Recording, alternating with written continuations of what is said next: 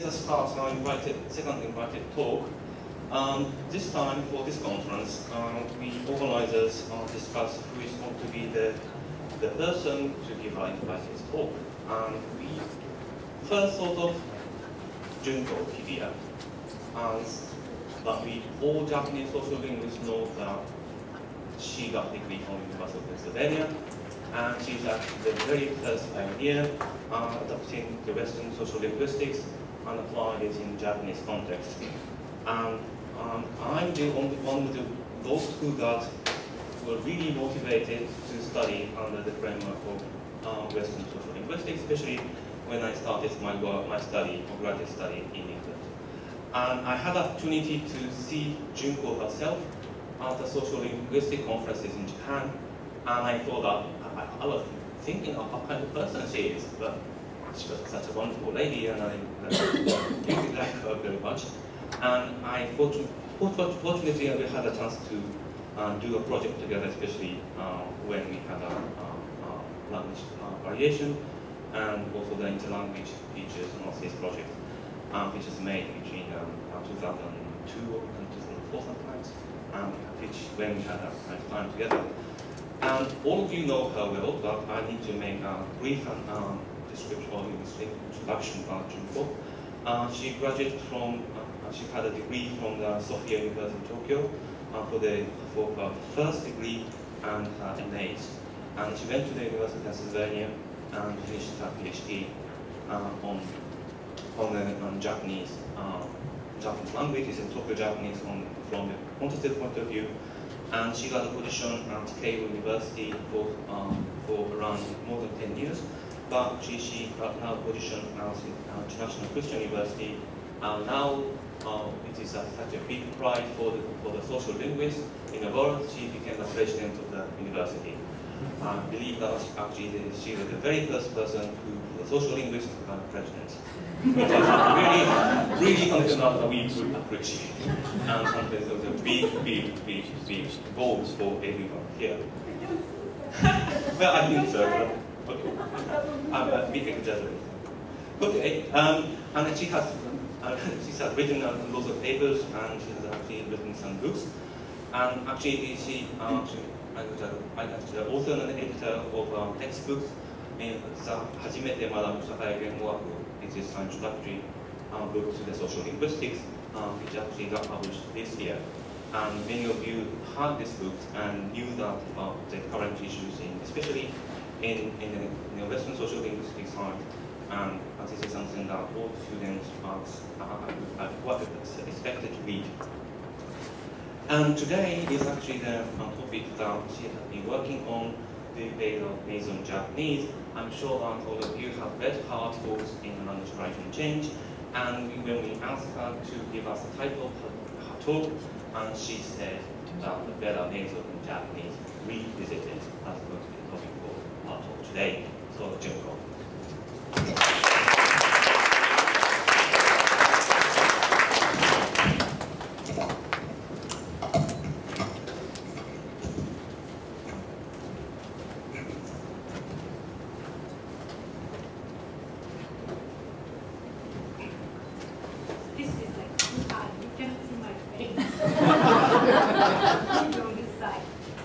Is anybody hiding behind us?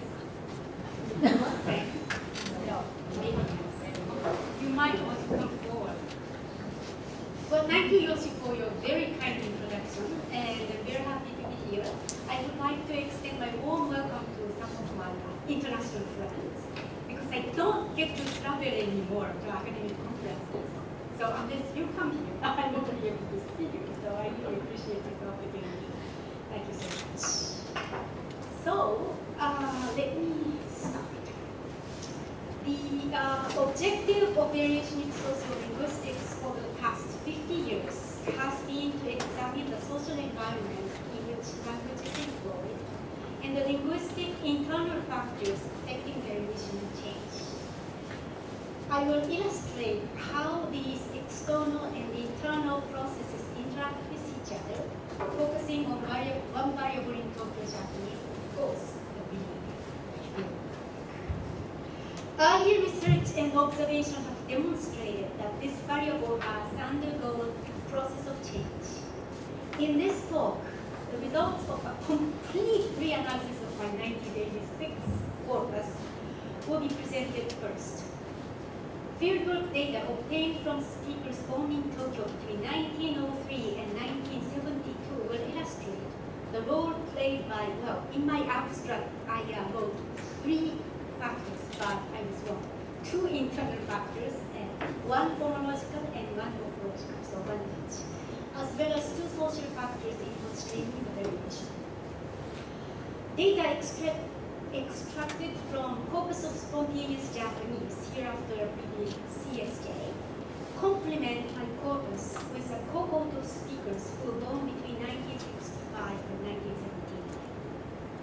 The analysis of these CSJ speakers will show that only one of the above factors endures to this younger generation of speakers who have almost near categorically lost the V language. So let us first take a look at dialogue. In many dialects of Japanese, the underlying G is realized as stop in word initial position, but as nasal word internal. Let's look at the word initial examples. As is obvious from these 5 words, I try to come up with like nice minimal pairs. Ga, which means cancer. Gin, silver. Gun, county. Gen, hello. And then, gone. Gone. I consulted several dictionaries, and I found a very obscure, probably extremely learned word, gone, which has something to do with very classical Chinese zodiac. So I might have used that word, but this may be more interesting. How many of you remember dancing gong?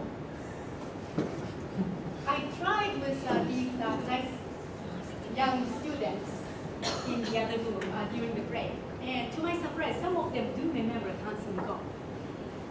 This, of course, is a proper name. Gong is a product to be put in your closet. And until like about 1 hour ago, I remember this as some kind of dehumidifier, but opinion varies. And some people think that it's something else. Maybe like try to avoid bugs from your clothes. So what's the word for that? It's in Japanese, it's shono.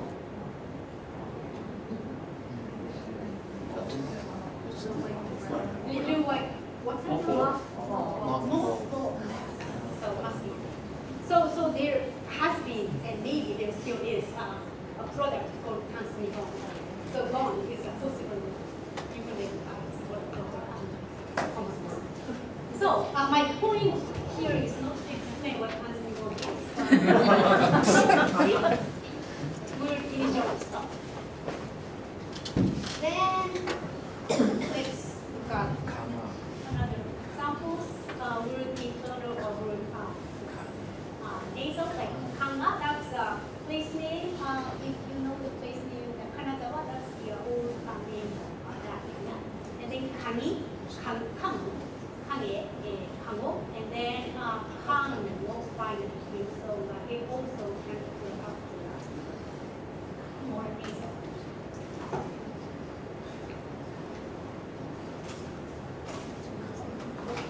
So far so far. Everything is great. As you see, stop and nasal are in complementary distribution. There are several systematic exceptions where the nasalization is blocked and word internal stop must appear. So in the initial position of the second part of a compound word, stop appears. So sekai ginko, and ginko is an independent word which means bank. And then directly after prefix, stop appears. So ogenki, we heard so much about honorifics today. So o is an honorific particle, and genki means health. community have organic. And then the numeral go, which means 5, is pronounced as stop, regardless of position, so it's to go. And then if you duplicate onomatopoeic words, stop appears regardless of position, so gotta, not gotta, now. And finally, in a relatively list of long words, stop always appears regardless of position, so we say yo, going to a brief review of the diachronic background of this variable would help us contextualize our discussion. But in the interest of time, I'm not going into the details today. Please refer to my 1996 Benjamin's book chapter for the details. But just to summarize the point, early 19th century literature and descriptions of the language by foreigners who came to Japan in the late 19th century both indicate that at that time, speakers of Proto-Japanese used initial stop and European nasal. In mid-20th century, Kindaichi carried out a study of this variable by means of word lists. He had 13 words on the list and asked 17 middle school students, then 14 to 15 years of age, to read a few words one by one. These students were all born and raised in Tokyo. 28% consistently used word internal nasal, so they were traditional nasal speakers, while 30% of them used only word internal stop, so innovative speakers. The remaining were variable speakers who employed both nasal and stop. Kindaichi maintained that at that time, speakers over 30 consistently displayed the word internal nasal pronunciation in word internal position.